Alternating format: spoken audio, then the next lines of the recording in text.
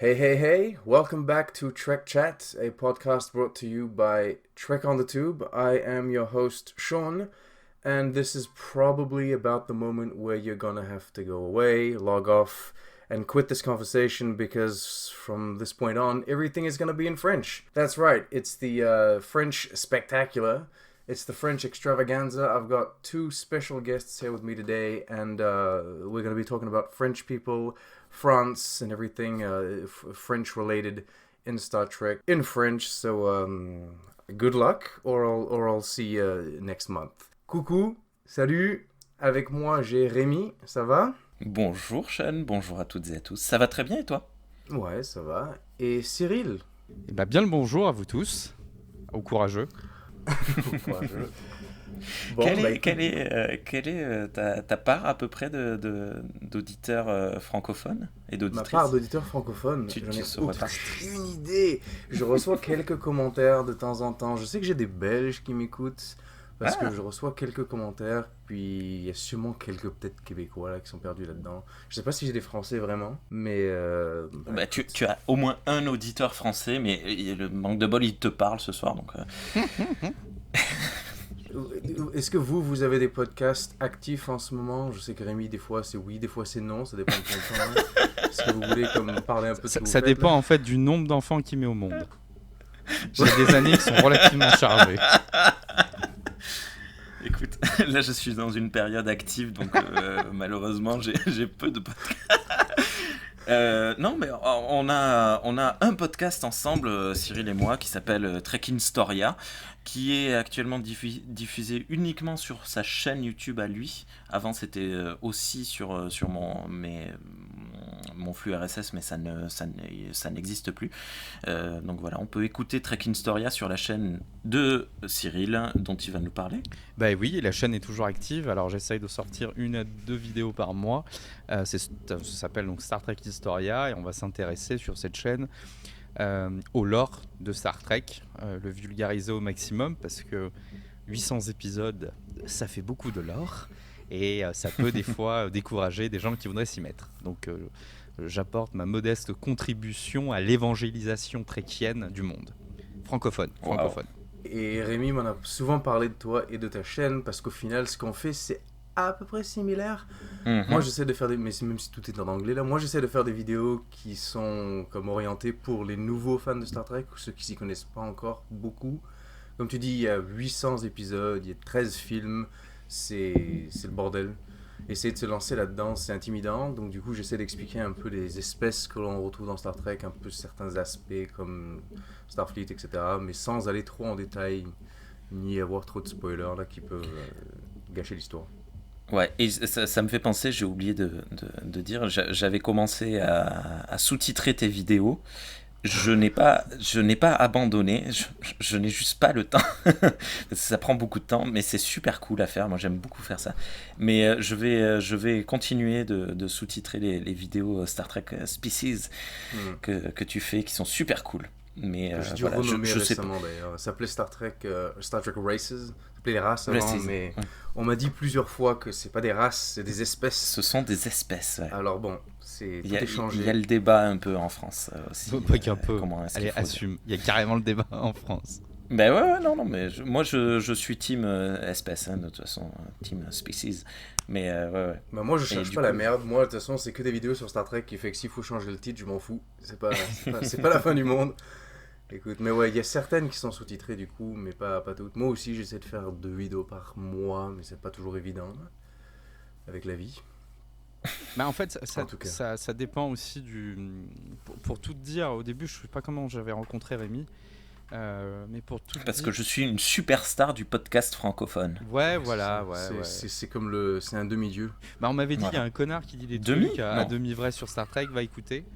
Et donc j'ai confirmé deux choses. C'était un connard et il disait les trucs à demi-vrai. Et du coup, non, mais blague à part, Ok. je sais plus comment on s'est rencontrés, mais moi là-bas, j'avais écrit un essai il y a 5 6 ans sur une merde infâme, hein, sur les codes du space opéra. Et je crois que c'est comme ça qu'on s'était peut-être rencontrés, Rémi. Et Non. du coup, je m'étais aperçu que personne n'en parlait en France, quoi. À part Rémi, à part 2-3 francophones comme Alain Carazet, par exemple. qui est un grand fan de Star Trek à ses heures perdues. Et puis en France, Star Trek, c'était genre une maladie. C'est une maladie honteuse.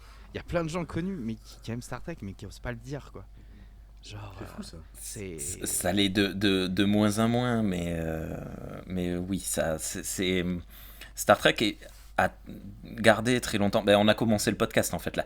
Star Trek a commencé à garder une très très mauvaise réputation pendant des années et des années. Mais quand c'est arrivé en France, en fait, c'est arrivé avec la série originale au moment où la production de TNG était déjà lancée. Du coup, forcément, c'est arrivé 30 ans, 20 ans, ouais, 20 ans trop tard. Et du coup, ben, ça a eu beaucoup de difficultés à se lancer, même si ben, de temps en temps, tu vois, tu as des personnalités comme... alors là, c'est vraiment... ça va parler aux gens de France spécialement, mais tu as des personnalités comme Laurence Boccolini qui assument aimer Star Trek et qui ont plusieurs fois dit dans les médias que ben, son chat, par exemple, il s'appelle Spock. Tu vois. Et c'est une présentatrice télé assez connue qui fait de la radio maintenant. Mais non, ça n'a jamais vraiment pris. Et bon, il y a eu un revival, enfin, pas vraiment un revival, du coup, un lancement grâce un peu à J.J. Abrams et son Star Trek. Et maintenant, Discovery a bien fait parler d'elle. Ça a touché pas mal de nouveaux fans. J'ai l'impression que ça s'est un peu essoufflé. Mais ben quand Discovery est arrivé, il y a eu une page fan de francophone Facebook qui s'est lancée. Et ouais, il y avait des milliers de likes au démarrage. Et là, par contre, ça s'est vraiment calmé sur la page. Mais je pense que ça a quand même pas mal servi la cause. Mais ouais, oui. Juste pour compléter ce que tu disais, en fait, c'est arrivé dans les années 70, Star Trek, mais déjà, c'est arrivé en version québécoise. C'était arrivé en mode les patrouilleurs du cosmos. Ah oui, en France, on est très raciste. La patrouille du cosmos. Voilà, la patrouille du cosmos. Et de ce que me disait mon daron, on va apprendre du vocabulaire à nos amis francophones, ce que me disait mon père, il me disait en plus, ça passait à des heures pas possible, quoi. Donc, il fallait rester tard le soir, tout le monde n'avait pas la télé... chez lui non plus, donc c'était un peu compliqué.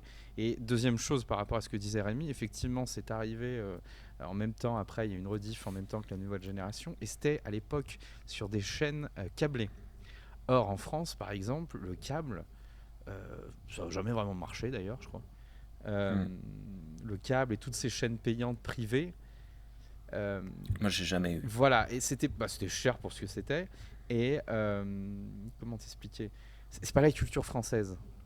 La culture française, c'est le râteau sur le toit, les chaînes hertziennes, les chaînes publiques, et puis éventuellement Canal+. Mais c'est parce que Canal+, fut un temps, diffusait la pornographie, le foot et le quintet. Donc une sainte trinité en France. La culture française, c'était quoi? C'était les infos, puis le film du soir. Ouais, dimanche soir. Globalement, et même en SF, par exemple, c'était le dimanche après-midi souvent. Ça va parler aussi à Rémi. Par exemple, V, en France, avait fait un énorme carton quand c'est sorti. Non, moi j'avais peur de V. Voilà, mais c'était le dimanche après-midi, tu vois. C'était après le repas familial et on était tous devant V. L'autre série de SF qui a cartonné en son temps, il y a eu Sequest, Police des mers en France aussi, pareil. C'était le dimanche à 18h. Donc c'était un truc familial.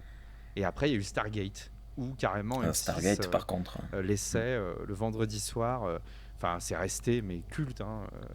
Au début c'était dans un truc qui s'appelait la trilogie du samedi.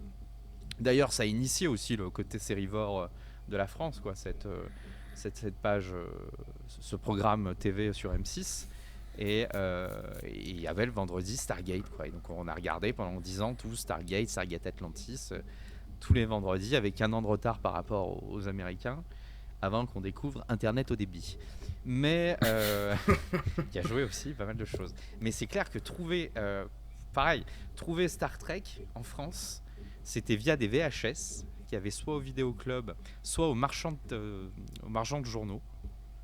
Parce qu'il y avait un truc qui existe aussi aux États-Unis, qui s'appelait le guide officiel. et tu avais un fascicule avec une cassette avec 2 épisodes. Ça me rappelle quelque chose que ma mère a acheté. Quand quand nous on est arrivé en France, moi j'avais 12 ans. Puis ma mère a commencé à acheter la série originale, mais là c'était en DVD. Mais tu sais, elle allait je pense que c'était la boulangerie du coin là. Puis ils avaient cette espèce de truc où t'as comme un magazine plus un DVD. C'est exactement avec ça. les 4 premiers épisodes. Puis le premier vaut pas cher, le premier vaut comme 5 euros. Puis après tous les autres, c'est une arnaque là, ils valent comme 30 là. Voilà. Et Mais, c'était un ouais. peu la seule façon. Et alors, mais paradoxalement, euh, par exemple, moi je me rappelle, et c'est comme ça que j'ai découvert aussi Star Trek, c'est via la maison d'édition Fleuve Noir, qui, fin des années 90, début 2000, a édité une flopée de romans Star Trek. Mais quand je te dis une flopée, je crois qu'il y en a presque 180. Bon, des fois, il y a écrit ils en ont 300 introduit derrière, beaucoup. tu te dis, il y a des gros trous, quoi, mais je crois qu'il y en a près de 180. Et il y avait aussi 6 romans Deep Space Nine et 6 romans Voyager, édités en français. Pourquoi, encore une fois, j'avais eu le fin mot de cette histoire? Parce qu'en face, tu avais Star Wars, qui vendait beaucoup de livres. Donc ceux qui avaient les éditions, enfin qui avaient le droit de publier Star Wars, ils s'en mettaient plein les thunes, et ils ont été chercher un concurrent pour faire de l'argent aussi, quoi. C'est vraiment des décisions d'exécutifs qui comprennent absolument pas le contenu. Quand il faut quelque chose pour concurrencer Star Wars, Star Trek, ça n'a rien à voir, tu sais. Ouais, mais bon, et c'était un peu comme ça qu'on avait accès en France Après, il y a eu Internet, on a commencé à avoir pas mal de choses, mais moi qui, par exemple, aurait mis aussi, je pense, moi qui n'étais pas sur Paris, on n'avait pas accès à ces boutiques spécialisées qui avaient des goodies ou qui pouvaient importer des VHS dans l'ordre, parce qu'en plus les VHS qu'on avait en France, elles n'étaient pas dans l'ordre. Donc des VHS dans l'ordre ou des DVD ou les livres officiels. Tout ça, ça a mis longtemps. Une autre façon pour les gens qui étaient par exemple dans l'est de la France d'accéder à Star Trek, c'était de regarder la télé allemande. Parce que alors, les Allemands sont friands de Star Trek et ça diffusait mais sur les chaînes publiques, quoi. Et tous ceux qui étaient du côté de l'Alsace et de la Moselle avaient accès en fait à ces chaînes de TV allemandes et sont plus ou moins via l'histoire et leur grand amour des Allemands germanophones. Et pas germanophobe, attention, j'ai pas dit ça. Mais c'était les seules façons d'avoir de la SF, de la RDSF, voilà. Et après, comme disait Rémi, il y a une chaîne aussi qui est arrivée dans les années 2000, mi-2000, c'est Sci-Fi, qui a diffusé tout sauf Star Trek. Fantastique. La grande déception. Mais bon, elle a diffusé Farscape, elle a diffusé pas mal de choses. Et là, les Français ont commencé, une petite minorité de Français ont commencé à s'intéresser à de la SF. Juste pour conclure là-dessus, il faut savoir aussi que la SF en France, c'est assez sclérosé. Alors, on n'est peut-être pas d'accord avec Rémi là-dessus aussi, je te laisserai la parole après pour me défoncer. Mais en France, ça va être très simple, c'est Jules Verne. Voilà. Ça va être après, derrière, Damasio, qui prend une grosse place maintenant dans la culture SF. Et ça va être Weber. Alors c'est pas vraiment de la SF ce qu'il fait, mais dans la tête des gens, c'est de la SF. Donc on a une SF un peu mystique en France. Un peu steampunk, un peu philosophique. Je veux dire, c'est presque rétro-futuriste maintenant. Voilà. Le pire du pire, enfin tu vois, le plus pointu que tu pouvais trouver en SF en France, ça allait être Dune. Et ça allait être Isaac Asimov et les fondations, quoi. Mais en plus, c'est très dommage parce que les années 60, 70, 80, on a été, en termes de livres et de bandes dessinées, extrêmement productifs. Hein. Il y a tous les grands. Il y a beaucoup de grands noms qui sont français, qui ont été publiés et écrits. Mais il y a eu un gros travail de sape politique, on va dire, pour oublier la science-fiction en France. Mais c'est en train de revenir quand même. Valériane, j'ai mais c'est oublié, franco-belge. mais complètement. Oui. Métal Hurlant, voilà. Tout Métal Hurlant, Moebius, il est français. C'est énormément d'artistes. Là, j'ai perdu tous les noms, évidemment, mais il y a beaucoup d'artistes mondialement connus et reconnus. Anki Bilal. Mais comment Anki Bilal. J'ai pas compris ce que tu disais. Immortel, Anki Bilal. Ouais. Voilà. Mais ça commence à revenir à nouveau. Les gens assument aimer la SF et ça y est, c'est bien. Puis C'est cool. c'était souvent, c'était souvent mêlé au sexe, la SF. Tu en as parlé de Métal Hurlant, même Mobius. Ouais. C'était pas, fallait en librairie accéder à certains rayonnages pour tomber dessus, quoi. Ouais, c'est quoi cette espèce de relation malsaine que les auteurs ont avec, je sais pas, cette espèce d'image de, c'est le nerd là qui aime la fille SF là, c'est ça? Bah, j'ai vu pas mal de reproches de la série que je n'ai pas regardée, Robots et Love and Robots. Qui, apparemment, ça représente vraiment un peu la SF à la française des années 70-80. Tu parles de Love, Death, Robots là? Voilà. Love, Death, Robots. C'est assez particulier ça, parce que Ouais. techniquement c'est pas incroyable. vraiment des grands professionnels de l'industrie, si j'ose dire. C'est quand même des noms qui sont assez connus, mais c'est un espèce de medley, c'est comme un melting pot cette série de petites idées, de petits créateurs. Donc, C'est du des coup, bandes il y a plein démos. de styles d'animation différents. Ouais, c'est des bandes démos. Oui, voilà. Quand tu vois le mec qui a fait Donc- Spider-Man, là, comment ça s'appelle là Into the Spider-Verse, là. Bah, c'est un des gars qui a réalisé un des épisodes, quoi. C'est vraiment des bandes démos de fou. Et après, il a utilisé la même technologie pour Spider-Man, quoi. Fait qu'effectivement, peut-être que si c'est des petits fanboys qui travaillent sur leur petit projet, peut-être qu'il y a cette espèce d'esthétique un peu malsaine dans certains épisodes là. Puis Ouais. Moi, ça me fait beaucoup penser en tout cas, Love, Death, Robots m'a beaucoup fait penser à la culture comme jeu vidéo surtout. et pour te donner un ordre d'idée, quand Star Wars est sorti en France, un grand journaliste français, pour te dire, voilà, a dit c'est de la merde, ça marchera jamais. Voilà, c'est pour te donner un peu la vision de la SF en France. Et encore, on est un des pays d'Europe. Bon, l'Allemagne, ils sont très friands, et le Royaume-Uni aussi sont très friands de ça. Et encore, on est un des pays d'Europe où c'est moins. Enfin, où il y en a. Mais ça explique du coup le fait que j'en entendais absolument pas parler quand j'étais en France. Parce que moi, tant que j'étais en Nouvelle-Zélande, tu vas me dire, j'étais jeune, c'était de mes 0 à 12 ans, j'en ai toujours entendu parler. Donc j'ai toujours regardé ça avec ma mère, mais j'en entendais quand même parler par certaines personnes autour de nous. De temps en temps, il y avait des petites conventions qui étaient organisées, ce genre de choses. On entendait souvent parler quand un film sortait. Mais quand on est arrivé en France, à part le fait qu'elle devait aller les commander les box sets à la Fnac spécialement parce qu'ils les avaient pas en stock. À part ça, personne n'en a jamais parlé. Sauf, effectivement, quand Star Trek Online est sorti, de J.J. Abrams, là les gens commençaient à en parler un petit peu plus. Mais bon, c'est pas vraiment ce qui représente le mieux Star Trek, c'est ce que je trouve personnellement, hein, mais je sais pas vous, mais... Star Trek Online. Ouais. Non, Star Trek 2009, là, le film de J.J. Abrams. Non. Vas-y, Rémi. Enfin, ouais, après, moi, je donne toujours un peu des lettres de noblesse parce que quand je dis, par exemple, en France, le premier film Star Trek que j'ai vu au cinéma, parce que les films sortaient pas au cinéma ou très peu, genre Génération, il était sorti dans 2-3 salles à Paris. Le premier qui arrivait à Lyon, c'était quand même Nemesis au cinéma. Ah ouais. Et pourtant, Lyon, c'est quand même là où a été inventé le cinéma. Donc, des films, on en a, des cinémas, on en a comme les pharmacies, quoi. Comment il se la pète, Non, mais quoi. je veux dire qu'on a beaucoup de cinéma et qu'on a un public qui est très friand de cinéma à Lyon. Parce C'est que la dans les France, plus hein. grands- Bordel, c'est la France. Hein, bon, Cocorico, la baguette, tout ça. Non, mais c'est pour te dire que si t'étais pas à Paris, t'avais déjà peu accès aux choses et en province, encore moins, quoi.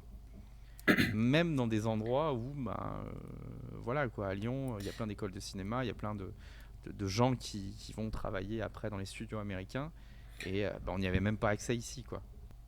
Les films de J.J. Abrams, moi j'ai une longue période où je les ai vraiment détestés, mais maintenant je suis en paix totale avec ces films.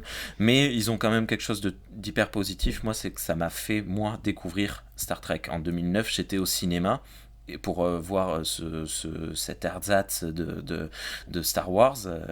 C'est un copain qui m'a dit viens, on va aller voir ce truc. Et lui, moi j'étais pas du tout motivé, j'avais aucune envie d'aller voir ça. Et pour moi, il y avait que Star Wars en SF qui existait, rien d'autre. Et quand on est sorti du ciné, Lui, il était dégoûté, il m'a dit c'est quoi cette merde? Et moi j'étais là, mais non, c'est super cool, il y a des trucs super chouettes. Et une fois que je me suis renseigné et que j'ai appris à découvrir Star Trek, j'ai commencé à vraiment détester ces films. Puis je les ai maintenant, j'éprouve pas plus de haine du tout. Ça peut être une très chouette porte d'entrée, quoi. Franchement. Je Mais ils comprendrais. font leur vie, là, ils ont leur propre petite timeline qui fait que moi, Voilà. moi je m'en fous. Là. Ils peuvent faire ce qu'ils veulent, tout est justifié par le fait qu'ils sont dans une autre timeline. Qui fait que moi, genre, je C'est m'en fous. Là. Voilà, c'est pas un souci, ça dérange plus. Et puis on a des chouettes comics quand même. Ça a amené de chouettes comics, pas du tout traduits en français. Oui. Enfin, très peu. Non, il y en a que Je crois deux. qu'il y a Countdown qui a été Ouais. traduit en Et français. Dr McCoy. Ouais, à mais comprendre. c'est pas la KTL. Ouais. Et Spock Reflection, mais Ouais. c'est pas la KTL.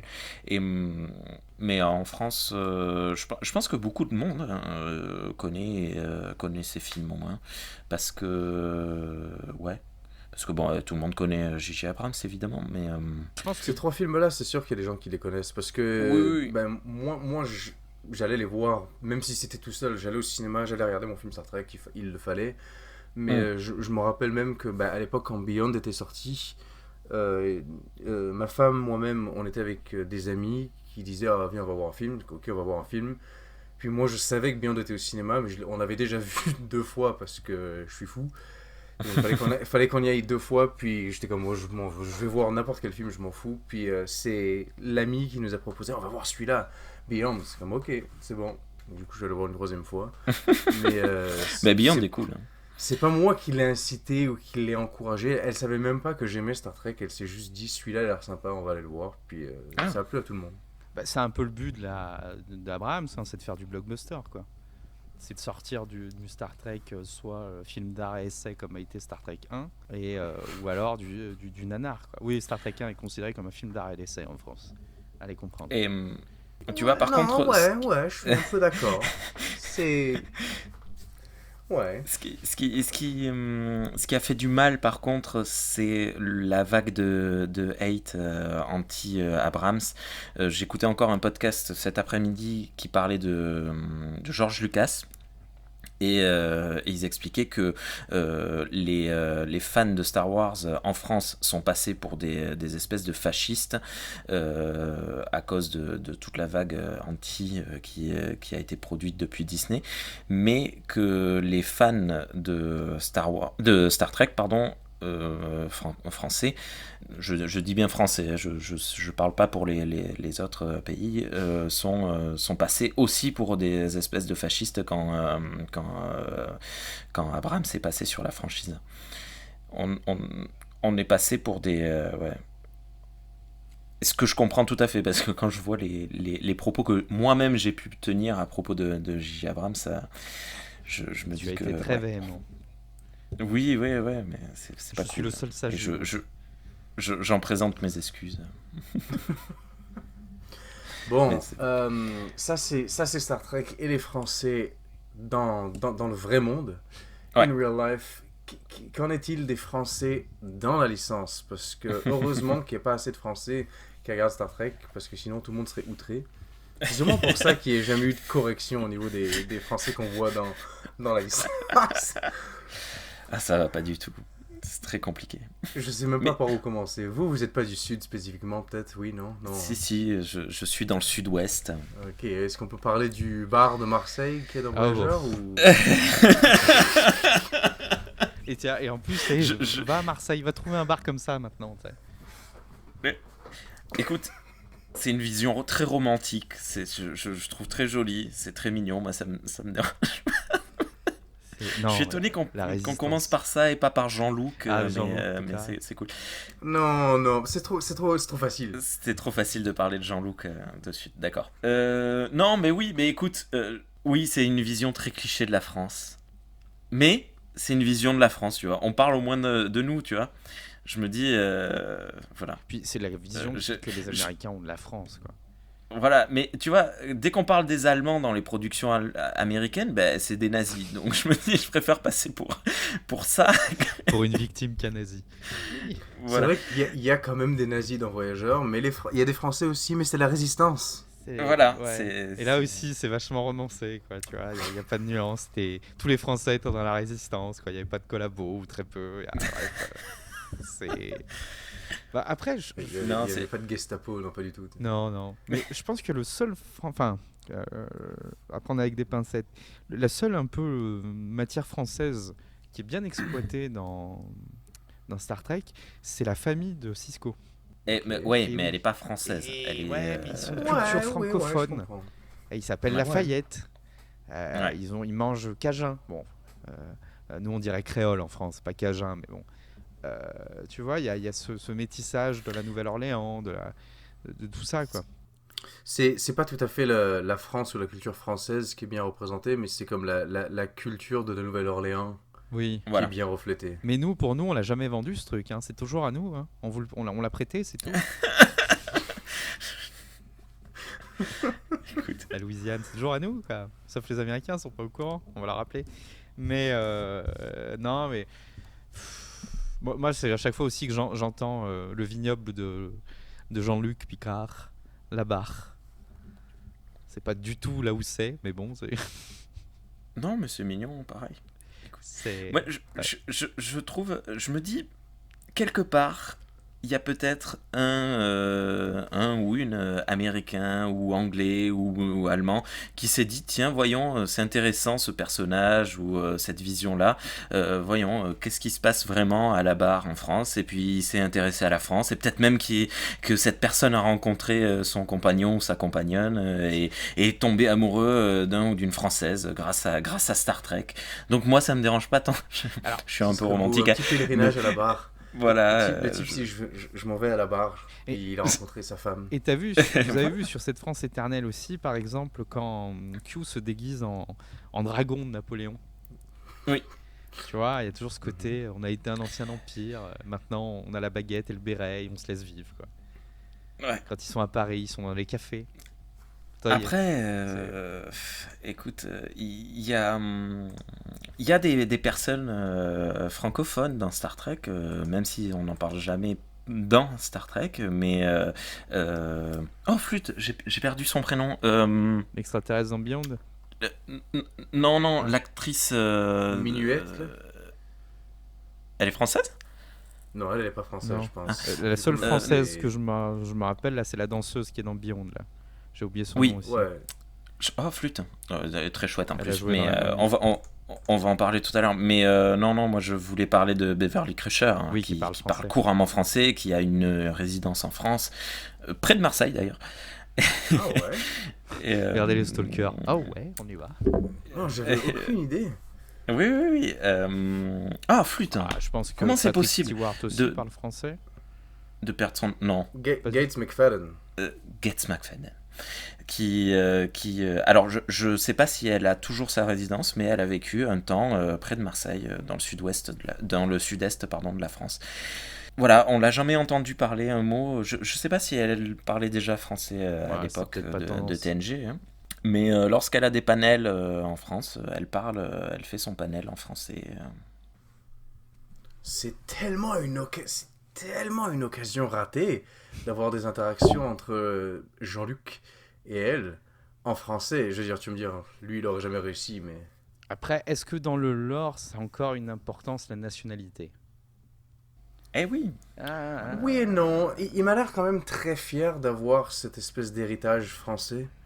Français très anglais. Ouais. Ouais, de français très anglais. Parce que- Mais oui, parce que Reed, là, dans Enterprise, je crois qu'il lui, il est comme... Ben, clairement, l'acteur est anglais, mais sinon, il est né comme en Chine ou en Malaisie ou quelque chose comme ça, non? Oui, mais il Au parle Japon. du Commonwealth, c'est de la couronne. Oui, c'est vrai. En plus, il parle de son père qui était dans la Navy, etc. Ouais, c'est très... Après, je sais Koura, mais tu vois, par exemple, ça m'a mis un peu mal à l'aise, c'est que dans le reboot de Beyond, ils vont bien insister sur les origines africaines d'Uhura et du fait qu'elle parlait une langue spécifique d'Afrique. Alors que dans la série Swahili. originale, le Swahili, pardon. Alors que dans la série originale, c'était pas une des spécificités qu'elle avait, c'était un de ses talents, tu vois. C'était pas ce qui la définissait, c'est ce qu'elle savait faire. Hmm. Et tu vois, je pense pas que ça. Et même, tu vois, dans Amazon Picard, là, le fait qu'au début, l'intrigue se passe un peu en France, quoi. c'est pas spécialement mis en avant parce que c'est pas la France en elle-même le lieu où c'est mis, où l'intrigue a lieu, c'est la Terre. Tu vois, il y a toujours cette notion de globalité. Ouais. Pour défendre un petit peu les films de Abrams par rapport à Uhura, au moins elle passe pas pour une conne quand elle essaie d'apprendre, quand elle essaie de parler le Klingon. Parce que l'autre, Uhura, je pense que c'est Star Trek, je sais plus si c'est le 6 ou. Là, Oui. elle sait pas parler, elle confond toutes les langues, puis c'est comme, qu'est-ce que tu fais? T'es obligé de prendre son livre là? Non, après, Ouais. il y a des petits. C'était la seule chose qui m'avait gêné, mais on en avait déjà parlé X fois sur le marketing ultra agressif de Star Trek, avec des fois des grosses maladresses. Bah ça c'est un petit peu Star Trek de nos jours, on va dire. Plutôt que d'essayer de promouvoir comme tu dis, une globalité, ils essayent d'insister beaucoup sur justement les différences qui puissent exister. Bah, je sais pas si tu C'est avais une autre suivi vision. le lancement de Discovery. Ils étaient là, ouais, il va y avoir encore plus de Klingons, chouette, encore plus d'extraterrestres sur la passerelle, chouette, encore plus d'androïdes, chouette, et des homosexuels, chouette, hein, quoi, non, hein, quoi. Voilà, tu vois, j'avais trouvé ça super maladroit, quoi. Ça a été très très mal vendu, ouais. La plupart de ce que tu viens de dire, en plus, c'est pas mal des mensonges là, mais. En plus. Non, ils voulaient promouvoir comme des Klingons plus nuancés, comme les Klingons qu'on va vous donner vont être plus nuancés, on va mieux comprendre leur motivation, puis ils vont moins être juste des ennemis, puis au final ils sont encore plus juste des ennemis C'est encore basiques, plus basique, ouais. que dans la série originale. Alors, c'est encore moins nuancé. pour revenir un petit peu à la francophonie dans Star Trek, une chose intéressante, c'est le doublage. En France, on a cette volonté de tout doubler. Ça peut être un autre débat si c'est bien ou pas. Et le doublage est pas très mauvais, je trouve, sur la plupart des Star Trek. Moi, je les ai vus en français, en portugais et en anglais, en VO. Mais comment il se la Non, pète mais tout c'est le pour temps? te dire, et je te promets que la Moi, version portugaise est en dégueulasse. latin ancien. Le doublage brésilien est c'est dégueulasse. Il est dégueulasse. Ah. C'est ni fait ni à faire. C'est ta faute de l'avoir regardé. Ben non, mais on va voir ce que ça rendait, quoi. Non, mais c'est bien. Et le français est vachement bon, je trouve, quand même. À un détail près, il faudrait que je le fasse un jour sur la chaîne Star Trek Historia, la liste de tous les épisodes où l'acteur change de voix dans la même scène. Non, mon Dieu. Ça arrive souvent à Worf et à Chakotay, Ah, ils ont eu plusieurs doubleurs? mais sur la même phrase. Acteurs de doublage. C'est-à-dire le gars, il D'accord. fait une phrase avec la voix de, je sais pas moi, du doubleur original. Il y a un contre-champ, donc l'autre personnage lui répond, et dans le chant, on revient au chant normal, et il a la voix d'un autre acteur. Mais D'accord. juste Ça pour veut une dire phrase. qu'il double par rapport à la scène visuellement, et il double pas par rapport au script, quoi. Et ben, en fait, non, ça veut dire que le doubleur, il était malade, qu'ils avaient mal fait le boulot, et qu'ils ont rappelé un qui traînait dans le couloir pour qu'il vienne faire la bout de phrase qui manquait, quoi. C'est tout ce que ça veut dire. Et Georges, viens ici. Ouais. Non, oui, par contre, ouais, le travail de doublage, c'est le Quadrant Pop qui avait eu un des comédiens de Lower Deck. En France, c'est fait par des vrais comédiens, ils prennent un peu le temps quand même de vérifier ce qui est dit, ils essayent de s'adapter vachement à l'acteur. Et en France, ils sont choisis, les comédiens de doublage, par les acteurs américains, enfin les acteurs qui vont être doublés, quoi. Ouais, très intéressant hein, ce podcast, si on peut le mentionner en passant. Et du coup, ce qui fait que, même si au cinéma, tu vois, la tonalité, la texture change un peu de la voix, c'est toujours le gars qui double Patrick Stewart du début de la série à la fin des films. Pareil pour Spock en France. Donc ça crée aussi une identité visuelle super importante, quoi. Bah, quand t'as un personnage comme Keenan, le personnage de Whoopi Goldberg qui arrive, en France sa voix elle est très très marquée, c'est la même actrice qui l'a doublé pendant des années et des années, et je crois qu'il l'a doublé sur absolument tous les films, et je pense que les gens aiment autant sa voix que son personnage, que l'actrice, quoi. Mais ça, c'est bien qu'ils aient cherché la personne qui doublait Whoopi Goldberg dans les films. Ils ont pas le Parce choix. que tu sais... Ouais, ben genre, j'aurais pu me dire, oh mon Dieu, genre peut-être que ça va coûter trop cher d'avoir cet acteur-là, on va aller chercher quelqu'un d'autre. Mais non, mais c'est bien qu'ils aient fait ça. Si je dis pas de bêtises, il faudrait que je réécoute les podcasts de Star Trek pour les nuls, mais Charles, dans un film, nous avait mentionné que y a Ah, je sais plus, tiens. Un des acteurs qui doublait un personnage dans la série qui se retrouve à ne pas doubler son personnage dans le film parce qu'il doit doubler le personnage, l'antagoniste, le méchant. Mais je me souviens plus de quel, ni du film ni du personnage. Donc, c'est bon. Mais en de rares occasions, parce qu'il y a sûrement une histoire de contrat ou justement de voix. Si l'acteur est plus connu, on double celui-là plutôt qu'un autre. Après, tu vois, le travail des comédiens est bon. Après, des fois, l'adaptation, je la trouve un peu légère. Si vous faites cet exercice de style de regarder en fait sur Netflix, vous laissez les sous-titres français et le doublage, enfin le français, vous verrez que des fois ils disent pas du tout la même chose. Ouais. Non, mais c'est marrant. Très souvent, Oui. les sous-titres sont mieux. Oui. Mm. Mais après, je me dis que Mais ça après, doit oui. jouer, tu sais, sur la musicalité de Il l'échange. faut Génial. essayer, ouais, il faut essayer de s'adapter au mouvement de lèvres puis au mouvement de bouche, j'imagine aussi. Mhm. Ça doit Oui, être très, oui. très compliqué comme travail, là. Bon, et après, un des seuls défauts qu'on peut trouver au doublage, notamment français, et sur Deep Space Nine, ils avaient fait un gros travail là-dessus, c'est l'ambiance sonore, qui est pas du tout Ah, la ça, même c'est du coup. très compliqué. Mais... Bien sûr. Ben, c'est surtout pour ça que moi, pendant un moment, je regardais les films en français en France parce que, bon, ben, quand on est là-bas, on regarde les films comme ils sortent. Mais après, j'ai essayé d'aller à Aix le plus possible pour regarder les films en VO parce que j'en avais marre, justement, de tout ce qui est bruit d'ambiance, puis les sons. Donc, quand ils doublent par-dessus, comme le sound editing change complètement. Une explosion qui était en avant et qui étouffe une voix, par exemple, quelqu'un qui crie, et ben avec le doublage, souvent, ben, le mix n'est plus le même. Puis on entend la voix en avant, et donc du coup, ça me gênait un peu. Je sais que ça paraît peut-être un peu ridicule Non, de mais c'est s'attarder vrai. sur Non, des c'est détails très comme vrai. ça, mais Et de manière générale, le doublage français sur tous les films, c'est très compliqué et c'est tout le temps comme ça. Et souvent, moi, je regarde des films le soir et s'il y a mon épouse, elle préfère regarder en français. Donc, on regarde en français, on n'entend rien quand les gens parlent, du coup, on monte le son et d'un coup, il y a une explosion parce que c'est un film d'action ou un truc comme ça. Et bim, t'as tous les enfants qui sont réveillés à la maison. Après, ouais. Mais c'est quelque chose Mais pour te dire que ouais. nous, en France, bah tiens, pour revenir là-dessus, c'est comment on n'avait pas le choix de la VO. Hein. C'était français direct. Oui. Ça, à l'époque de la télé hertzienne, t'avais pas le choix. Et même par câble ou satellite. Hein, le mode, je crois que c'est très récent, même sur Ouais. la TNT maintenant. Ça fait 2-3 ans que tu peux regarder éventuellement les programmes en VO. Ah bon? Ouais, c'est très Ah, récent. je pensais que c'était plus vieux que ça. Non, c'est très récent. moi, je savais même pas qu'on pouvait faire ça. Pour le coup, j'ai jamais eu la télé. J'ai toujours eu des télés chez moi, mais je me suis jamais servi de la télé. Ah. J'ai toujours allé sur Netflix ou même Internet. C'est juste un plus grand écran pour diffuser mon Internet. Et nous, on n'a pas le choix. Hein. Tous les 15 jours, il y a le président qui part, alors faut écouter, quoi. Ah, J'ai pas la télé moi non plus.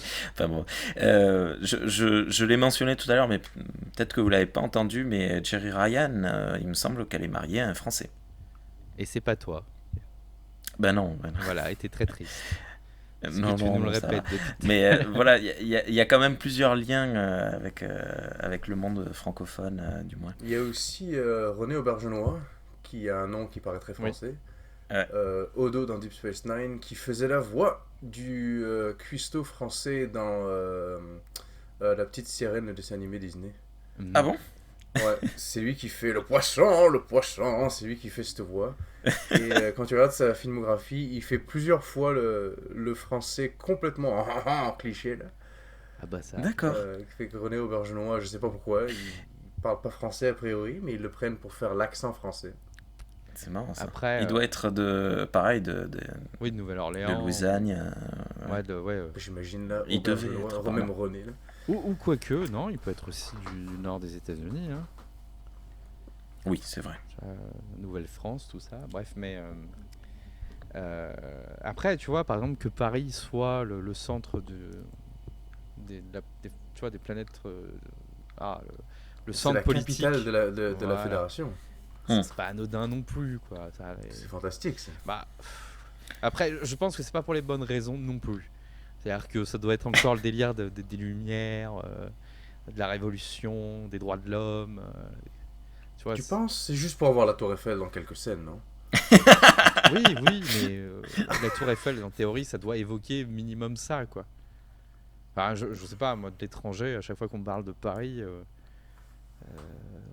on me dit pas c'est cool déjà, on me dit c'est sale, c'est vrai que c'est sale Paris.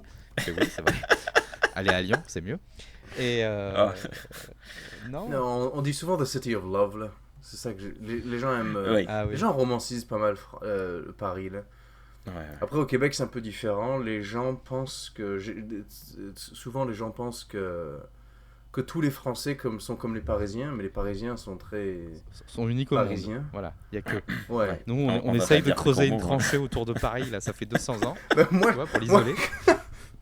Moi, j'aime dire aux gens que je rencontre ici, quand on parle de Paris ou quand on parle de la France, moi, j'aime dire, tu sais, genre, il n'y a que les Parisiens. Genre, personne en France aime les Parisiens, même les Parisiens aiment pas les Parisiens. Oui, Ouais. oui. C'est pas vrai, mais. C'est les pires J'aime bien connards dire de ça, là. tous, quoi. Mais tu sais, et puis le pire, tu vois, je vais vous raconter une anecdote, c'est de les retrouver à l'étranger, en train de se dire, comment t'expliquer ça? Ouais, la France, c'est plus ce que c'était, machin et trucs, et de se comporter comme ils se comportaient en France. Comme des connards. On a une très très mauvaise réputation de touristes, les Français. Mais de tout, je cherche pas de tout. Des fois, je me dis même plus que je suis français, ça va plus vite. Ok, honnêtement, j'ai une anecdote là. Mon ancien patron, on était parti en Nouvelle-Zélande parce que moi je viens de Nouvelle-Zélande. Et donc, du coup, lui, il avait jamais fait de grand voyage dans sa vie. Je dis, bah, on va aller en Nouvelle-Zélande. On est parti 3 semaines en Nouvelle-Zélande, on a fait le tour là-bas. Il est pas méchant du tout. C'est pas un connard de français, mais il m'a fait vraiment rire quand on est là en train de visiter des choses qui sont quand même des endroits très touristiques. Il y a un groupe de Français à côté de nous, il les entend, et là comme oh putain c'est des Français, ils sont vraiment partout, c'est con. Comme, toi aussi t'es Français, puis t'es ici. En tout cas. Non, mais c'est. Alors après, dans l'œuvre de Star Trek, tu vois, je me dis, pourquoi est-ce que ça a pris cette petite place-là dans Star Trek? Tu vois, le militaire, c'est aux États-Unis. Voilà, on a compris, police du monde, les gendarmes de la planète, tout ça, très bien. Ça, faut pas aller chercher plus loin, quoi. Mais alors pourquoi Paris, tu vois? Et pourquoi pas l'Union Européenne? Mais ça, l'Union Européenne n'existait pas.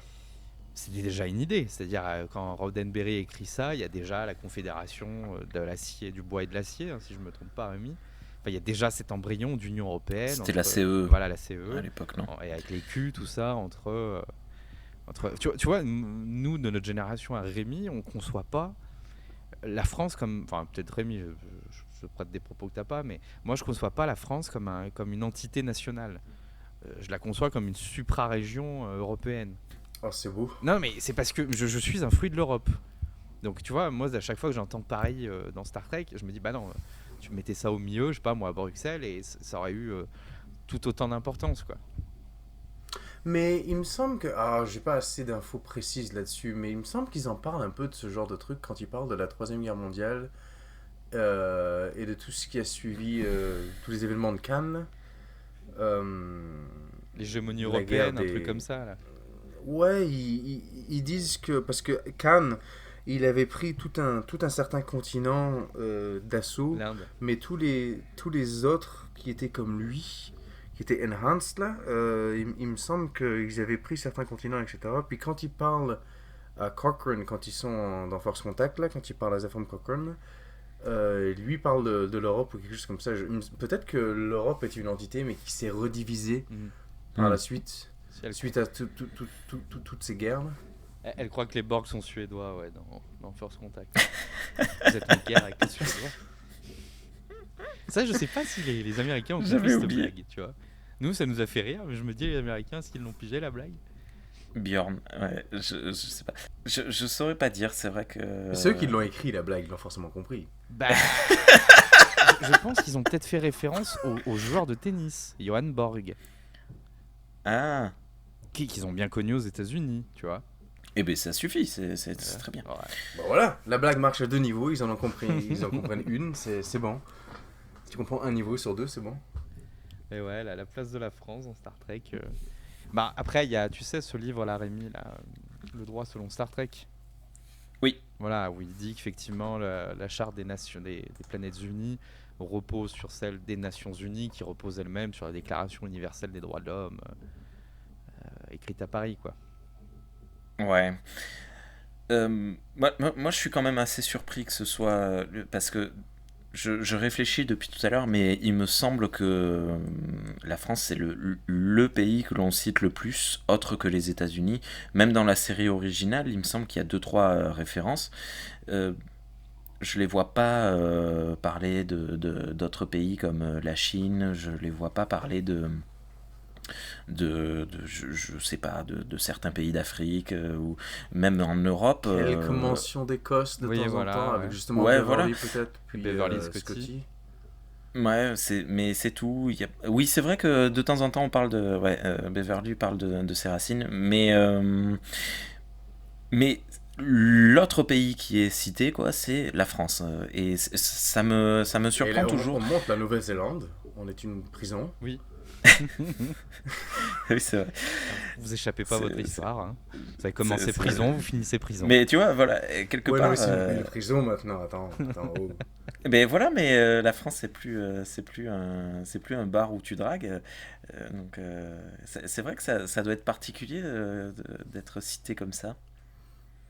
Tu vois, non, ça te fait rien du tout Pour la Nouvelle-Zélande. Pour la Ouais. Nouvelle-Zélande, pas tant que ça, là, écoute, moi ça me fait rire, là. Dans le Voilà. générique de The Next Generation, dans le générique de TNG, il y a la Nouvelle-Zélande dans le soleil. Ah. Le dernier soleil, tu sais, l'espèce de grosse boule de feu, là, il y a Enterprise qui passe devant une grosse boule de feu. Ouais. Eh ben, il y a la Nouvelle-Zélande dedans. Ils se sont même pas fait chier à comme faire une distorsion quelconque, ou la modifier, ou l'étirer, ou la tourner, mettre à l'envers. Elle est là. Et du coup, dans tous les génériques, à chaque fois que je le regarde de TNG, il y a la Nouvelle-Zélande, puis ça me fait rire. C'est mignon. C'est mignon, ouais. Ouais. Non, mais sinon, non, moi ça me dérange pas que ce soit une prison. Là. On dirait plus une blague. Puis c'est pas vraiment une prison non plus. Comment ils appellent ça, une penal colony. C'est plus un centre de réhabilitation, on dirait. Oui, oui. Une colonie de vacances pour les criminels.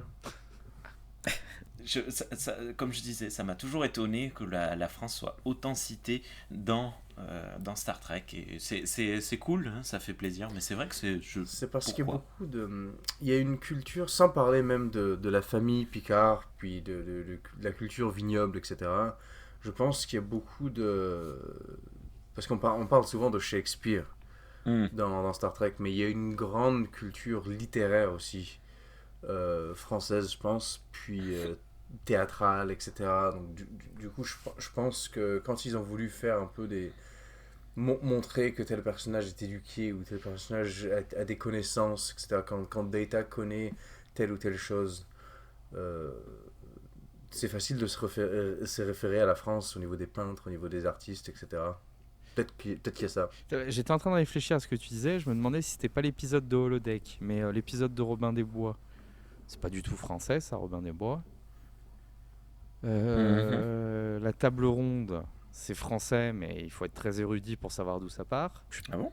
Bah, la table ronde, c'est de base, tu penses roi Arthur, puis tu penses Angleterre. Ben, oui, à la base, c'est un roman français médiéval, mais tu vois, ça remonte à très loin, quoi. C'est Chrétien de Troyes qui écrit pour la première fois, Troyes, la ville, hein, qui écrit pour la première fois sur le roi Arthur et tout, quoi. Donc voilà, mais tu vois, je suis en train de réfléchir à tout ça et je me dis, en culture française, on parlait du vin. Effectivement, je m'étais dit, ils boivent un peu de vin, mais c'est souvent des brandy, des scotch, c'est souvent de la bière. Tu vois, c'est pas très culture française, ça, la bière. Ou alors c'est quelque chose d'alien, carrément. Voilà. Picard, il passe son temps à s'enfiler du thé. À la limite, Janeway, le café. Mais le café, c'est plutôt méditerranéen. Hmm. Tu vas aller au nord de la France, ils vont taper dans la Je, chicorée. je pense sincèrement que de nos jours, tiens, en parlant de globalisation puis mondialisation, là, le café, je pense que plus personne réfléchit forcément à comme une identité Oui, culturelle autour du café. Genre, les gens pensent que genre, le café, c'est quelque chose de la terre maintenant. oui, oui. Bah, tu vois, par exemple, tu vas dans le nord de la France, ils sont à la chicorée. Hein. C'est un Ah café de ouais. chez eux, quoi. Hein, mais tu peux boire un café dans le nord, hein, je dis pas, hein, mais ils sont à la chicorée, quoi. Euh, Et encore une fois, le café de Janeway, c'est ce qu'on appelle un americano, quoi. Ça, c'est des cafés allongés, là. Hmm. Quand tu vas en Italie ou en Espagne, tu manges de Ouais, la je vois poudre. pas Hein. ça.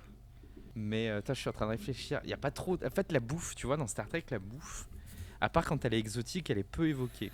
Et je réfléchissais si sur Enterprise, tu sais, ils ont un chef dans Enterprise. Arrivé à un moment, on voit Riker jouer le rôle du chef dans Enterprise. Mais il fait des pizzas. Ouais, il fait les.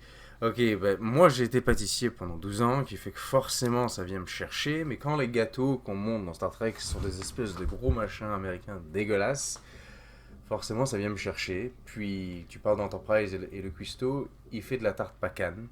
De la quoi? La tarte pacane, ils appellent ça au Mhm. Québec, ou en France ce serait au pécan, je pense. Ah, noix de Noix de pécan, pécan. d'accord. Donc il fait des tartes aux noix de pécan, de pecan pie. Et donc du coup, oui, c'est très américanisé, même genre dans les... Bah, ça c'est parce que forcément, ceux qui créent la série sont américains, ils connaissent pas vraiment la culture de la gastronomie ou de la pâtisserie française.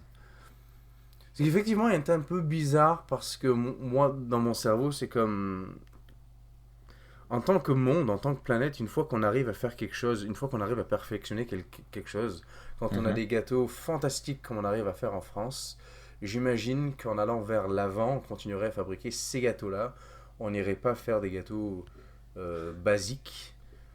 Mais bon, peut-être que j'ai tort parce que le monde a l'air de plutôt s'en aller vers ce qui est le plus profitable, on va dire.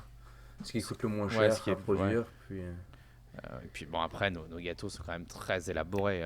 Des fois, c'est. Enfin, bah, attention, je crache pas ouais, dans la soupe. Hein. maintenant, tous les gâteaux plus modernisés, ils essayent de tout revisiter. Et puis tous les gâteaux contemporains sont très, Puis des fois, tu sais très même plus ce que complexes. tu manges, quoi, tu vois. Mais non, je pensais à un truc dans Star Trek, et peut-être que je fais une erreur, mais j'ai l'impression que bon, déjà, Enterprise, le nom Enterprise vient d'une frégate du 17e ou Ah 18e oui, c'est vrai, siècle, oui. d'un vaisseau français qui a été volé par les Anglais et qui a été Salaud. donné après aux Américains. De toute façon, les C'est toujours Anglais, les Anglais, Il hein. n'a pas C'est été toujours les Anglais. revolé par les Américains. je crois qu'il a été. Ils l'ont gagné dans un combat, je Ouais, crois. ouais, Ils un l'ont truc. Ils l'ont perdu. capturé. Ouais, Bon, quelque chose comme ça. C'était pas une question de piraterie à un moment donné. on sait pas bien. Après, ça, c'est les légendes autour du truc, quoi. Hein, mais après, ouais, bon. Je me demandais si les grades sont quand même très anglais, mais sont quand même très inspirés aussi de la marine française. Ah, bon, on n'a pas le grade de commandeur, nous. Ouais, Commodore non commodore. plus. Ah, on a Ah, commodore. commandeur non plus, oui. Ouais, Non, on n'a pas de on commodore n'a en pas France. commandeur. Nous, on a lieutenant et lieutenant-colonel. Ben, Commodore, il y en a plus vraiment dans Star Trek là. Il y en a eu un petit peu. Dans la série originale, ils en Ils citent en deux citent trois. un ou deux. Puis Ouais. Picard, il y a le retour d'un Commodore là. Mais il va savoir si c'était un vrai rang ou si c'était juste vu que c'était une infiltrée là. Il y a aussi la différence, je sais pas si c'est. Après, on sait que Roddenberry a servi dans l'armée, quoi, et il a dû côtoyer aussi des soldats français. Par exemple, il y a la différence entre officier et infanterie. Miles O'Brien n'est pas un officier. Hmm. C'est ce qu'on appelle en France un troufion. Il y a cette différence qui est dans Star Trek.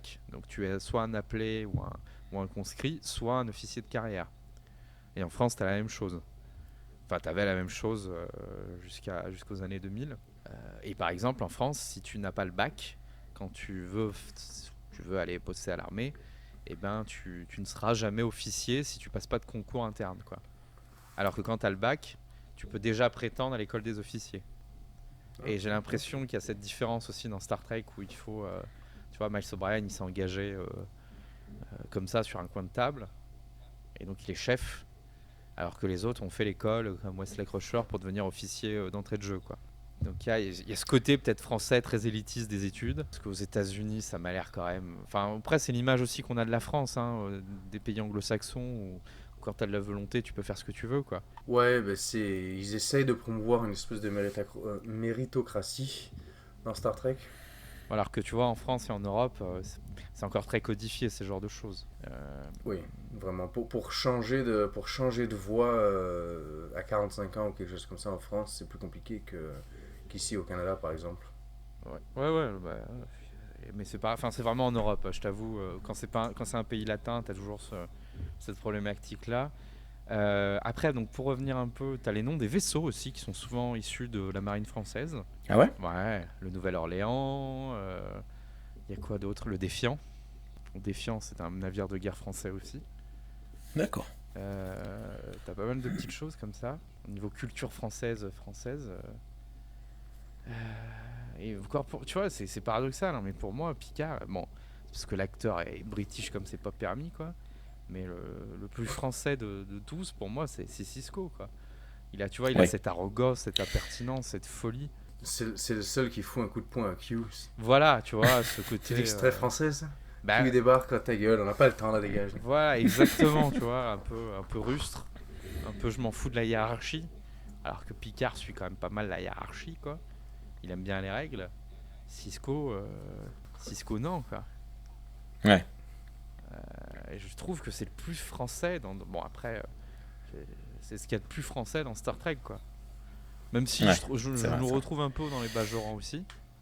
Paradoxalement, je trouve que le Bajoran ressemble beaucoup dans sa façon de faire au peuple français, mais ça c'est un avis qui est très personnel. Je vois pas du tout Nélix comme un français. Oui, alors que il en serait tiré son côté.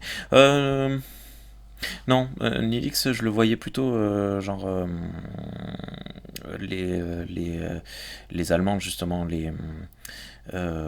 tous les peuples germaniques. Hein. Ouais. Un Suisse J'avais allemand, très accueillant. Ouais, voilà, j'avais ce côté-là. Ouais, c'est vrai. Un roman, ouais. Ouais, c'est vrai que du coup, niveau culture française dans Star Trek, là, on a un peu fait le tour, quoi. Ouais, bah tout à l'heure, on voulait mentionner Jayla, Sofia Boutella. Oui. Ah oui, voilà, Sofia Boutella. Est-ce qu'elle est Merci. vraiment française ou Elle est franco-algérienne, je crois. Ok. Mais Jayla, tu dis que Sisko est assez français, Jayla serait assez française aussi. Oui. Insoumise. Tu veux dire que c'est parce qu'elle frappe tout le monde et qu'elle emmerde tout le monde? Qu'elle va s'asseoir sur la chaise du capitaine, c'est ça? Elle envoie chier tout le monde. Oui, Sofia Boutella, elle est pas mal dans plusieurs productions de SF, je crois. Et puis même dans... Elle était pas apparue dans un Marvel? Kingsman, je crois. C'est le truc D'accord. d'espionnage, là. Ah ouais, elle était dans Kingsman, mais c'était aussi la momie, dans la avec momie. Tom Cruise. Ah ben, Dans ton Monster Kurtzman. Universe que t'aimes bien, toi. Moi, j'aime bien. Non, c'est moi qui parlais. Ouais, non, mais moi j'aime bien aussi. Là. Moi j'ai rien spécialement contre la momie. Là. Non, moi non plus, je trouve que c'est un bon film. Après, je sais pas, des fois ça prend pas, tu comprends pas. Tu te dis ok. Bon, mais. Écoute, ça a pas pris. Mais Kurtzman est parti faire son autre. C'était cet univers-là où Star Trek qui est parti faire Star Trek. Peut-être qu'on se retrouvera avec plus de Sofia Boutella, du coup, vu qu'ils ont déjà travaillé ensemble. On verra. Après, tu vois, d'un autre côté, j'ai l'impression qu'il y a beaucoup de Français indirects dans Star Trek. Tu vois, il y a beaucoup de Canadiens, alors peut-être pas que des Québécois, mais il y a beaucoup de... Vu que les séries de SF ont été pendant longtemps tournées à Toronto, pour des raisons fiscales. Puis que c'est encore le cas maintenant. Et ouais. Toutes les nouvelles productions Star Trek, sauf Picard, vont commencer à se passer à Toronto maintenant. Après, il y a cette culture un peu de l'exploration. Allez, si on veut revenir à ça, aux bases, on a ce côté un peu Jules Verne. Tu vois, par exemple, il y a tout un épisode dans Voyager qui est un hommage à 20 milieux sous les mers. T'as tout ce côté, tu vois, SF un peu pas d'avant-garde, mais des thèmes philosophiques. Voilà, ce qu'on aime bien faire en France, c'est de la philo sur la SF. Pour vous donner un ordre. Voyager a pas marché là en France. Bah, c'est ce Voyager a beaucoup marché en France. Je veux dire parce que tout ce qui est thème philosophique, tu me dis, alors je pense que le docteur, ils abordent pas mal de questions là-dessus là, oui. avec lui. Alors Voyager a été diffusé sur Canal Jimmy en France et ça a touché un public parfait, la jeunesse. Ben, c'est beaucoup de trentenaires en fait ont découvert Star Trek via Voyager et quand tu demandes quelle est la série favorite, très très souvent c'est Voyager qui vient en premier devant TNG qui a un arrière-goût kitsch et ringard comme TOS. Et Deep Space Nine, personne n'a jamais regardé Deep Space Nine. Les rares qui ont vu, ils ont dit ça parle politique et religion, donc ça ne nous intéresse pas. Le public français n'était pas réceptif à l'époque. Mais par exemple, le transhumanisme qui est évoqué dans Voyager via les Porgs et tout ça, c'est un thème mais qui excite la philosophie française actuellement encore. Tu vois, où est-ce que commence l'humain, où est-ce que s'arrête la machine. C'est un thème. Tu parlais de Damasio tout à l'heure. Damasio, il travaille même pour l'Europe là-dessus, quoi. Qui il aide à la rédaction des futures lois transhumanistes, justement.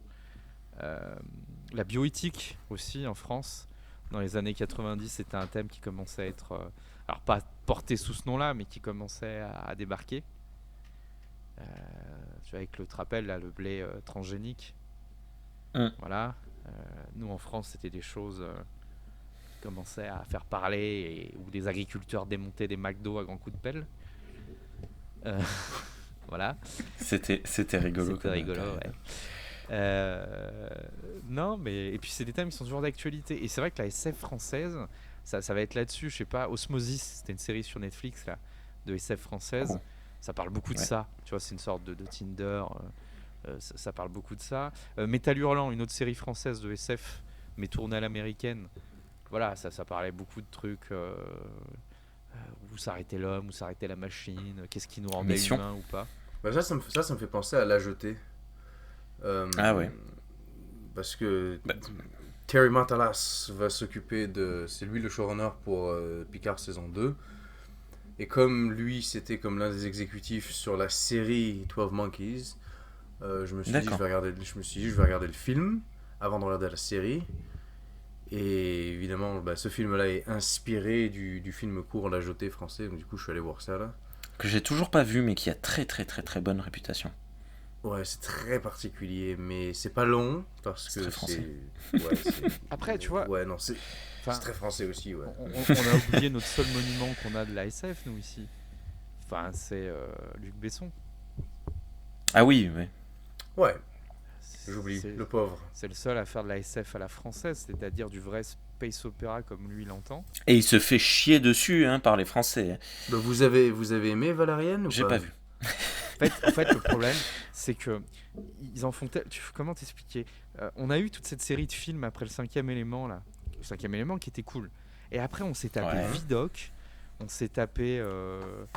Il y avait quoi encore? On s'est tapé tout un cycle fantastique là, mais avec des effets spéciaux ultra poussés. Là, tu parles de Luc Besson spécifiquement? Ouais, non, mais tout ce qui arrivait derrière Luc Besson, tu vois, Jean-Pierre Jeunet, il y avait qui d'autre encore?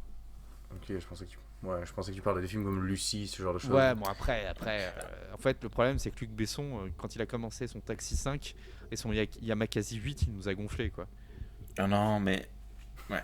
Oui, voilà, il se fait... Le pauvre, il se fait insulter. Il est plus du tout apprécié, alors que il permet il est rentré dans cette caste... Moi, j'aime beaucoup. Oui, moi aussi, j'adore Luc Besson, mais le problème, c'est qu'il est rentré aussi dans cette caste politicienne, là. Tu sais, quand il doit plus de 5 milliards d'euros à l'État français et qui en rembourse jamais, ça fout mal un peu, quoi, avec son projet EuropaCorp. Mais bon, tu vois, la France, voilà, on peut pas parler de SF sans parler de politique, sans parler d'histoire, tu vois, de territorialiser le propos. Et c'est peut-être pour ça qu'on fait de la très mauvaise SF. Mais...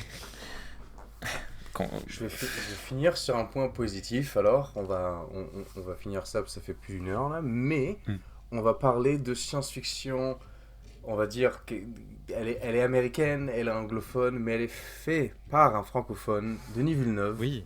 Ouais. Qui est pour moi le génie actuel de la science-fiction. Le gars qui nous a donné Arrival, le gars qui nous a donné Blade Runner 2049, puis Dune, bientôt. On espère, probablement. Je voudrais vraiment qu'il travaille sur un film Star Trek, lui. Mais je sais que ça se rapprocherait vraiment de motion picture, là, mais... Voilà, j'ai super peur que ce soit vraiment un truc où il a travaillé l'image à fond, où il y a une photographie sublime. Ça serait beau. Mais c'est tout. Moi, ça me suffit. Tu vois, c'est tout le problème du cinéma français, c'est ça, c'est qu'on fait des choses très belles, mais qui s'adresse pas à un large public. Et moi, tu vois, c'est parfait. Tu fais un film réalisé par lui, puis je sais qu'ils ont pris leur retraite, mais une bande sonore de Daft Punk. Je sais pas. On a d'autres groupes chouettes. Mais ouais, Villeneuve, moi j'ai beaucoup aimé Premier Contact, The Arrival, qui est très très beau. Je n'ai pas encore vu Blade Runner, mais si je peux me permettre une petite critique à Denis Villeneuve, c'est qu'il a quand même un côté, son côté sombre est très très fort, je trouve. Bon, dans The Arrival, ça l'est pas, c'est très optimiste, au contraire. Et d'ailleurs, quelque part, c'est un peu trekkien. Hein, on passe par le pire pour arriver au mieux. Hein, Oui. la perte de. Je vais peut-être pas le spoiler, mais. Moi, je trouve qu'on dirait un épisode de TNG, mais Ouais, surallongé. oui, c'est vrai. C'est très proche. Mais tout ce qu'il avait fait avant, c'était très sombre. Il y avait toujours. J'ai vu récemment. Comment il s'appelle celui qui est sur le cartel mexicain Flûte avec Benicio del Toro. Ah oui. Bref, dans ce film-là, c'est la fin, tu te dis, mais j'ai plus qu'à aller me tirer une balle, c'est pas possible. Ennemi aussi, à la fin, tu te dis, mais merde, c'est trop sombre, trop triste, quoi. Mais il C'est a carré. changé récemment, donc on verra son Dune s'il est positif ou pas. Compliqué de faire Dune, quelque ça chose peut de pas vraiment être positif. positif. Ouais, Ouais, voilà, c'est ce que. Tellement Spice dur must aussi à flow. adapter Dune, ça c'est casse-gueule comme c'est pas permis.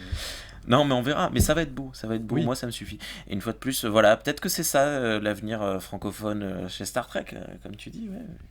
Je vois pas. Voyons, citer un autre réalisateur ou une réalisatrice francophone qui pourrait faire un Star Trek. Moi, j'en ai pas Tu là. aurais les compétences. Denis Villeneuve, c'était ma carte. Ouais. Non, mais ce serait cool. Et puis, il est sympa, Denis Villeneuve. J'ai vu quelques interviews de lui. Il est cool quand même. Il est sympa. Je sais pas. On pourrait voir un Omar Sy dans une série Star Trek. Honnêtement, j'ai regardé la partie 1 de Lupin avec ma femme, puis j'étais sur le cul Ah ouais. de sa performance. J'ai toujours aimé Omar Sy, là. Mhm. Puis, parce que alors, je sais que peut-être. Moi, je suis moins français, on va dire, culturellement que vous.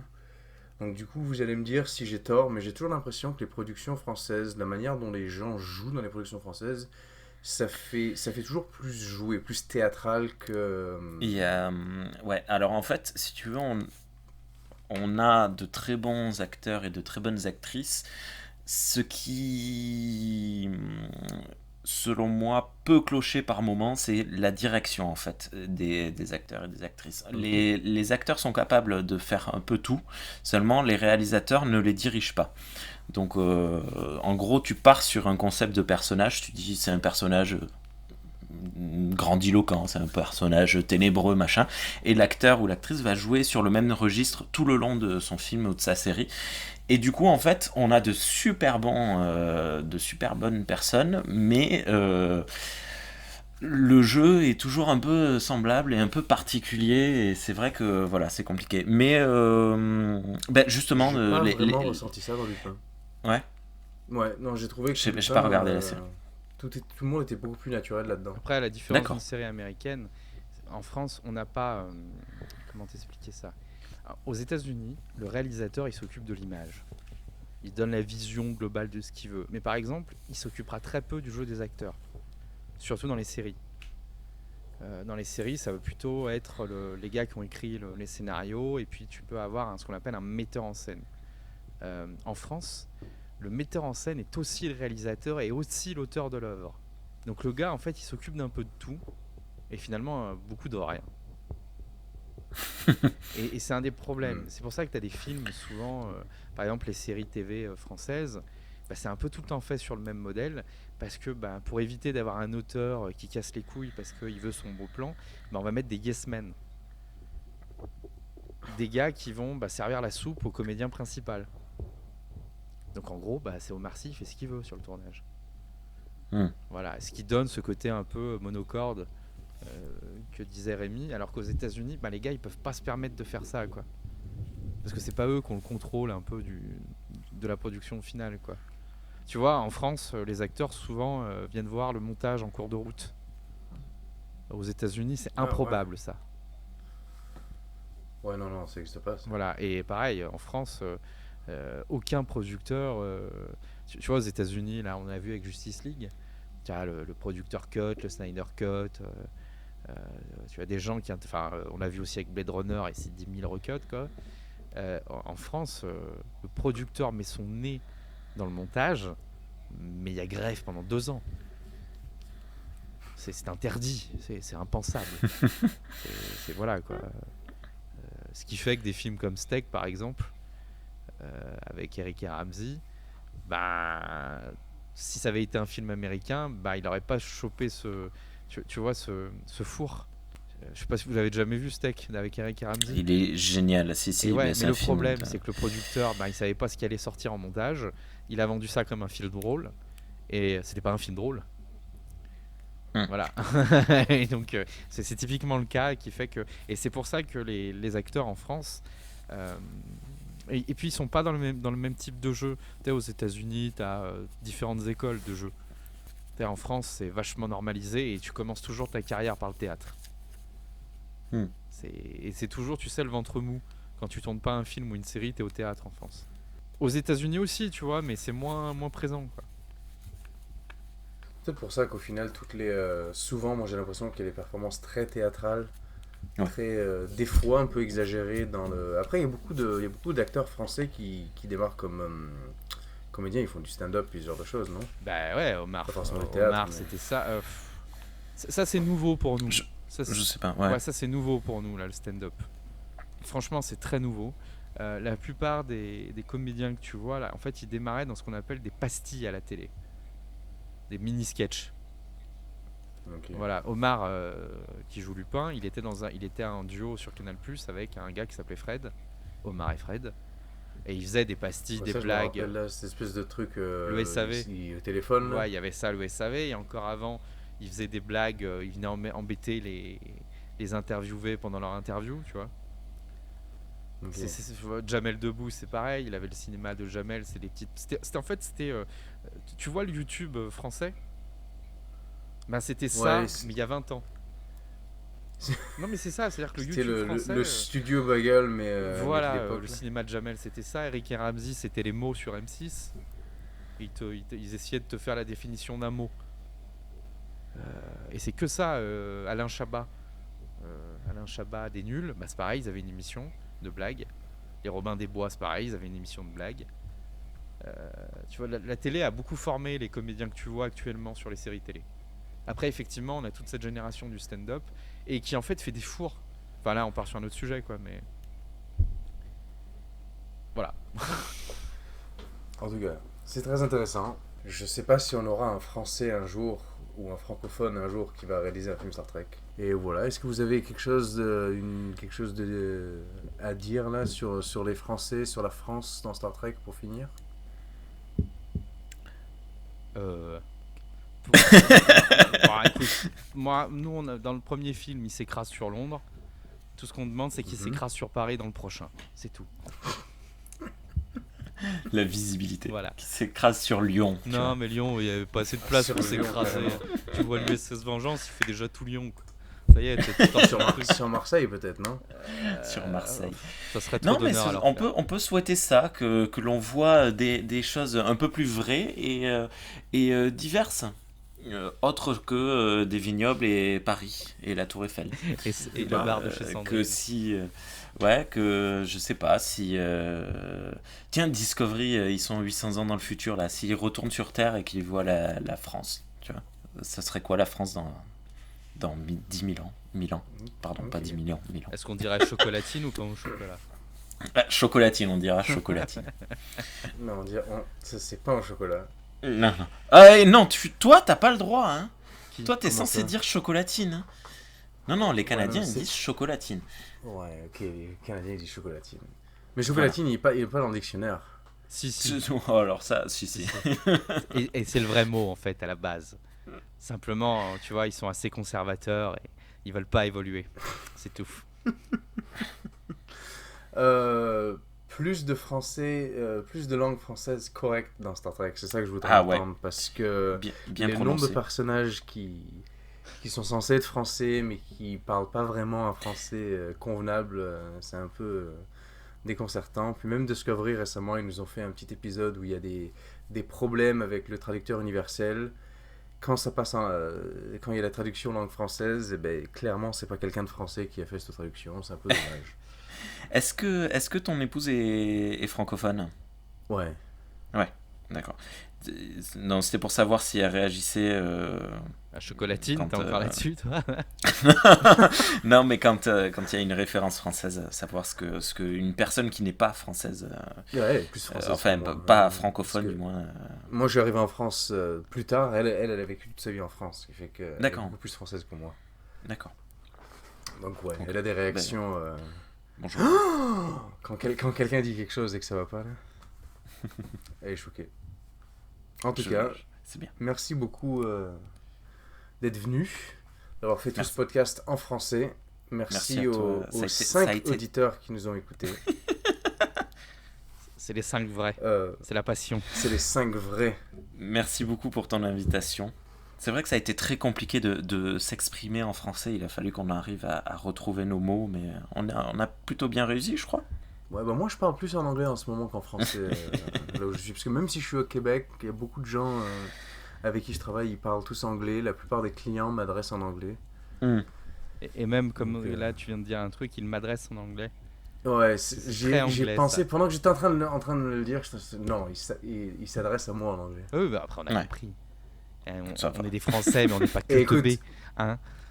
Tu sais quoi, avant même de venir au Québec, quand je suis arrivé en France, il y a certains trucs que je traduisais tout simplement. Je disais, je vais aller visiter ma mère. Puis il y a plein de gens en France qui me disaient, tu peux pas dire ça. Ça se dit pas. Parce que ça veut dire ceci et cela. Je dis, ah bon, bah écoute, moi je suis en train de traduire dans ma tête là de... Puis maintenant que je suis au Québec, tous mes défauts, eh ben, ils sont valides. Parce qu'ici, t'as le droit de dire que tu vas visiter ta mère. Oui, t'as le droit de le dire, ouais, ça marche. Et oui. Mais c'est cool. Ouais. C'est mieux parce que... Alors, bon... Oui, non, on risque de repartir pour 1 heure de plus, mais il y a un impérialisme de la langue française.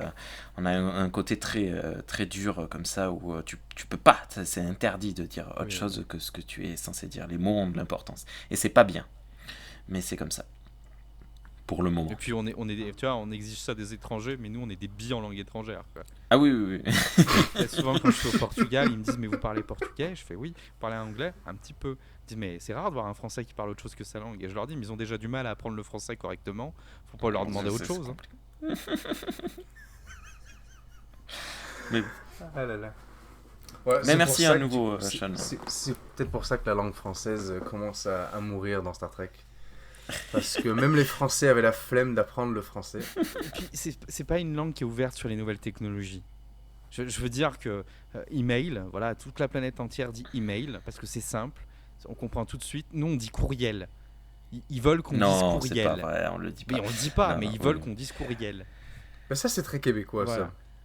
ça. Au Québec, ils défendent beaucoup la langue française, puis ils essayent d'abattre tout ce qui est anglicisme, là. Ils veulent vraiment... Mais- c'est pas un parking, c'est un stationnement ici. Mais c'est débile, tu vois, parce que d'un autre côté, moi qui travaille beaucoup avec le Portugal. Alors que parking est un mot français. Ouais, voilà. Ah bon?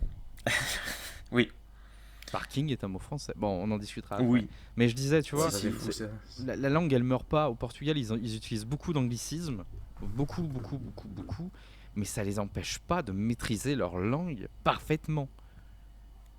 Tu vois? Et alors, nous, on est très fiers de la langue française. Et on n'est pas foutu de faire 2 phrases sans faire une faute. Ou de se poser des questions sur est-ce qu'on n'a pas fait une faute. Mais c'est parce que la langue française est très compliquée aussi. Ouais, il y a d'autres langues qui sont très compliquées. Tu prends l'espagnol, l'italien, c'est tout aussi compliqué. Hein. Certes. Moi, je galère ma race à apprendre l'espagnol. Là. Ah. Donc, Faut juste dire cerveja et t'es très bien. Cervera. Oui. ouais. Cerveza. Comme dirait mon père, là, des fajitas. Des fajitas. Mais tiens, par exemple, ça, la culture hispanique dans Star Trek est très présente. C'est ça, je dirais. Pardon. Des faritas. C'est vrai. Il n'y a pas C'est assez très mignon. il y a pas assez de culture espagnole dans Star Trek. En tout cas, ça c'est une discussion pour sûrement d'autres personnes, là, des gens qui sont mieux renseignés que moi sur tout ce qui est culture espagnole puis latine. Merci encore d'être venus, les gars. C'est fantastique. Merci à vous de nous avoir écoutés. Live long and prosper. Et je mettrai des petits liens dans la description pour les chaînes puis les podcasts respectifs. Là. Longue vie et prospérité. Oui, en français. Évidemment. Longue vie et prospérité à tous. Bye. Bye bye. Et distorsion.